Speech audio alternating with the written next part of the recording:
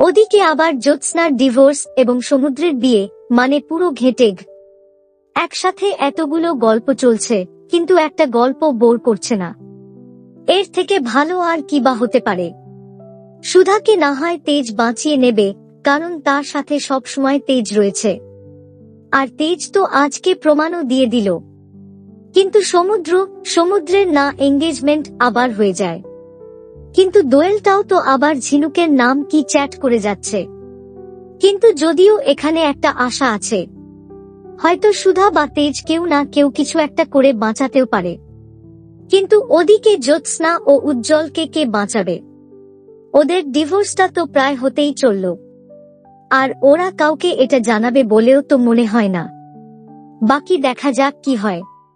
So তোমরা এই মুহূর্তে কাদের দিকটা নিয়ে বেশি চিন্তিত, সমুদ্র নাকি জ্যোৎস্না ও উজ্জ্বল? অবশ্যই জানিও কমেন্ট করে। দেখুন শুভ বিবাহ প্রতিদিন রাত 9টায়, শুধুমাত্র স্টার জলসায়। এইরকম সমস্ত আপডেট সবার আগে পেতে অবশ্যই আমাদের চ্যানেলটি সাবস্ক্রাইব করে নিও।